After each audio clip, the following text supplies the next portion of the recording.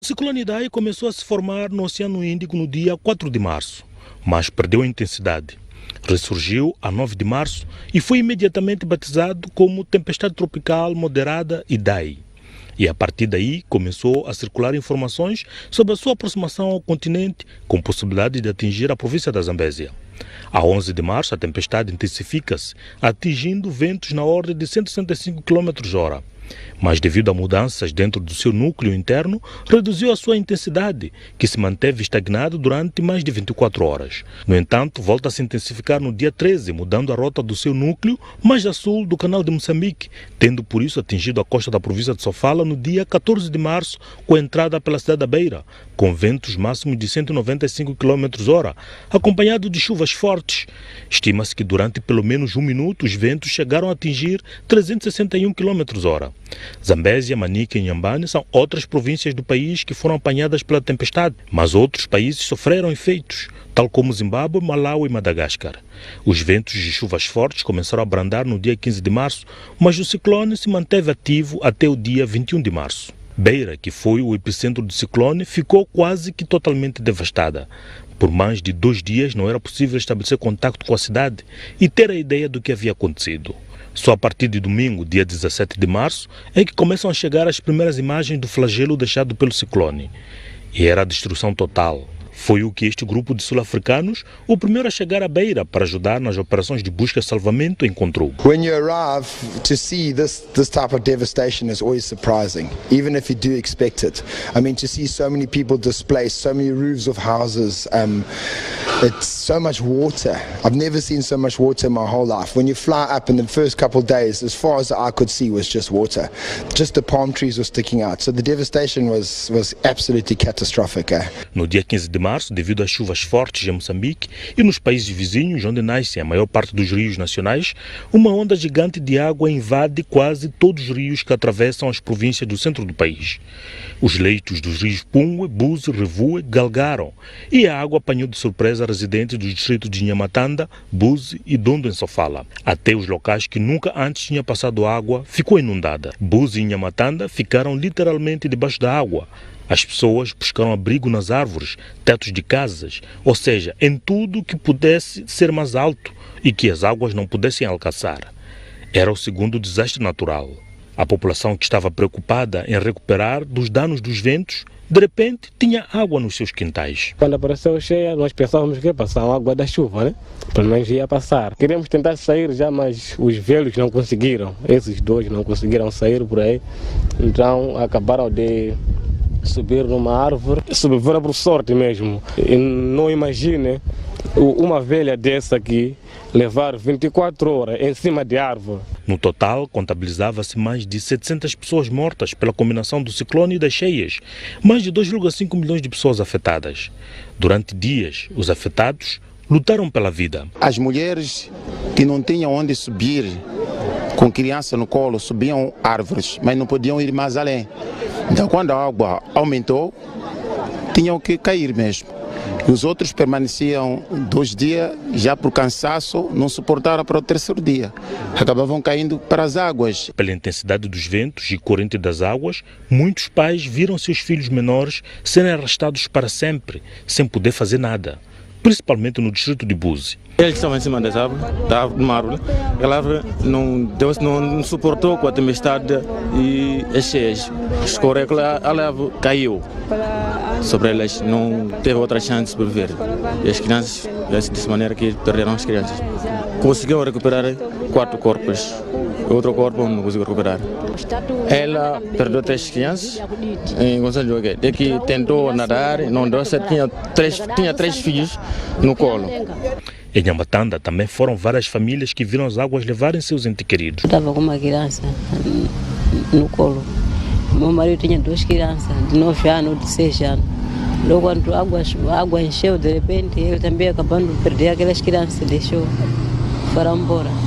Não conseguiu. Senha, Matanda e Buzi foram cheias a deixar luto. Na Beira foi a força dos ventos. Nesta casa, por exemplo, esta mangueira cedeu aos ventos, caiu sobre ela e esmagou mortalmente mãe e filho. Bateu parede, aquela toda a parede, aquela mangueira, caiu na minha em cima e em cima dela também ela estava deitada. Só que ela naquele momento não se portou com aquele peso. Foi falta de socorro, porque um miúdo gritou naquela hora chamar a mãe por 3 vezes. E eu não consegui socorrer o médico quando eu pedi ajuda, já era tarde, mas o meu dia antes de perder a vida. No dia 17, o Presidente da República sobrevoou as áreas afetadas e no dia 18 falou à nação sobre o que viu e anuncia que o país estava a braços com um verdadeiro desastre natural de grandes proporções. Quando sobrevoamos, o esforço que está a ser feito ainda nesta manhã para se perceber, tudo indica que poderemos registrar mais de 1000 óbitos. Mais de 100.000 pessoas correm perigo de vida. As águas dos rios Pungo e Buzi transbordaram, fazendo desaparecer aldeias inteiras, isolando comunidades e vê-se durante os sobrevoos corpos a flutuar.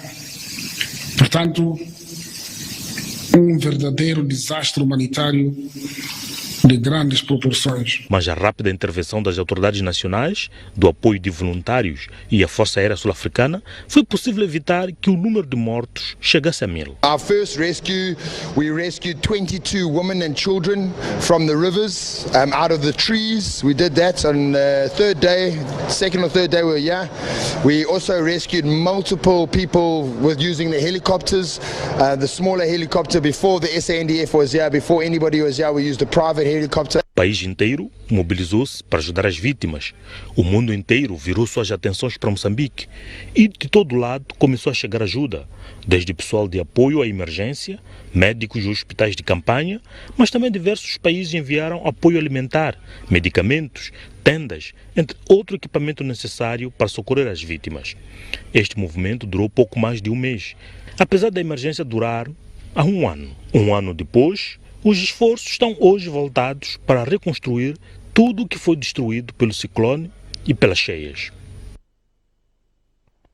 Ainda na Beira, centenas de alunos continuam a estudar em salas sem teto e nem carteiras devido à passagem do ciclone Idai. Quando chove, as aulas são interrompidas. O ciclone Idai, que atingiu a cidade da Beira de forma severa no fim da tarde do dia 14 de março do ano passado, com ventos fortíssimos que chegaram a atingir cerca de 250 quilômetros e que deixou rastros de mortos e destruição, foi o pior ciclone da última década na região do sudoeste do Índico. O ciclone afetou toda a região centro do país, onde foram registrados mais de 600 mortos causados pelos fortes ventos e inundações.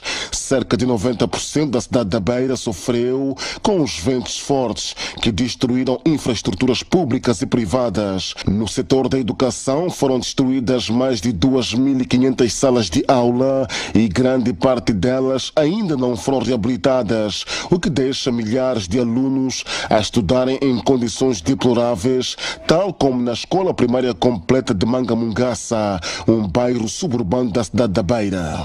Nossa escola não está bem, precisa do teto. Quando chuva, como a chover, a professora fala para todos os alunos para ir para casa. Estou lecionando nessa escola de Mungaça, nessas condições que estão a ver, sem teto, no ar lento, sem carteiras, com alunos numerosos, sem nós carteiras de encostar, os professores estamos desafiar a sentar de qualquer maneira. Devido à falta de teto, o sol incide diretamente sobre os alunos e professores dentro das salas de aula. Lecionar nessas condições é como vocês vê, não é?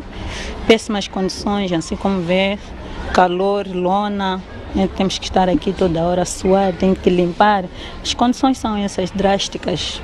A posição dos alunos dentro da sala de aula é em função da localização do solo. Os professores têm sido cuidadosos e quando vem que, por exemplo, as crianças estão sentadas no sol, pusemos elas sentadas num cantinho. Sempre procuramos mecanismos, não pôr elas ao sol, procurar maneiras de estar na sombra. Apesar das aulas estarem a decorrer em salas sem teto e nem janelas, existe no meio dos professores e alunos uma enorme vontade de ensinar e aprender. Vamos trabalhar sim, até nós terem melhores condições. Estamos tentando desafiar também para alunos estar aqui sempre, para nós aproveitar. Estamos pedindo apoio, tetos em cima, para ser construído uma outra sala. Já na EPC 12 de outubro, localizada no bairro de Mataquane, uma zona cimento, o cenário que se vive pós o IDAI é diferente. Para os alunos e professores, o IDAI contribuiu para melhorar as condições da escola, pois apesar de ainda existirem aqui as marcas do ciclone, a EPC 12 de outubro beneficiou de obras de vulto. A escola, em relação ao ano passado, está em melhores condições. Como vê, temos novas salas, casa de banhos, balneário, temos um campo de futebol. Estávamos em péssimas condições, praticamente estávamos em ruínas, não é? Não existia tetos, num tempo chuvoso, entravam água, tínhamos algumas tendas em certas aulas, não em todas. Lecionávamos por ser a nossa obrigação como professora. Os alunos da EPC 12 de outubro estão eufóricos com as condições melhoradas da escola. É muito bom para nós estudar numa escola coberta de um teto, de uma sala tão linda. Obrigado. Para a direção da escola, a reabilitação da instituição trouxe uma nova dinâmica na transmissão de conteúdos. Constitui uma grande motivação. Sala de aulas condignas, infraestrutura nova, os professores são motivados. Vamos superar em relação ao ano 2019. De acordo com o setor da educação, cerca de 300 salas de aula irão beneficiar de uma reabilitação resiliente em vários pontos da província de Sofala. E as crianças e idosos carenciados residentes em Sofala, vítimas do ciclone, receberam neste sábado mais de 100 fardos contendo vestuário oferecido pela esposa do Edil da Beira.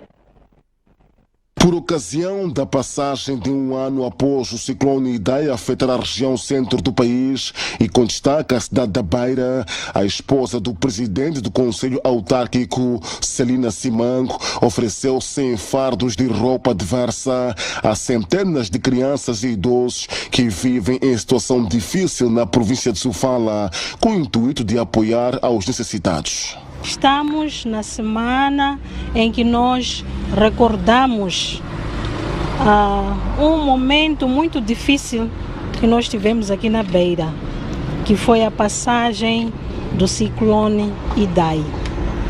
E este ciclone deixou muitas marcas negativas, deixou muito sofrimento para as populações.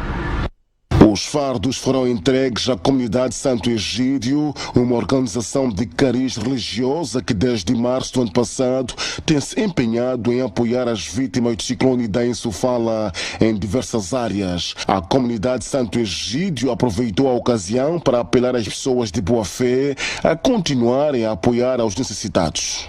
É verdade que os primeiros dias após o ciclone Idai, a emergência era ainda mais acentuada, porque era outro tipo de emergência, mas também não é verdade que temos que nos conformar de que agora já não estamos no tempo de emergência. O risco que se tem nisto tudo é nos habituarmos a esta pobreza. Pensar que é normal que as pessoas vivam sem teto, é normal que as pessoas vivam debaixo das pontes, é normal que as pessoas vivam na rua. Então, habituarmos-nos a isto seria habituarmos-nos à pobreza. É preciso contrastar. E gesto como este que estamos a receber hoje, para nós nos conforta e nos dá a possibilidade de continuarmos nesta caminhada, de podermos dar a quem mais precisa. O Idai derrubou cerca de 300 mil árvores só na cidade da Beira. Ações envolvendo a sociedade civil, empresários e instituições públicas e privadas estão em curso para repor as árvores.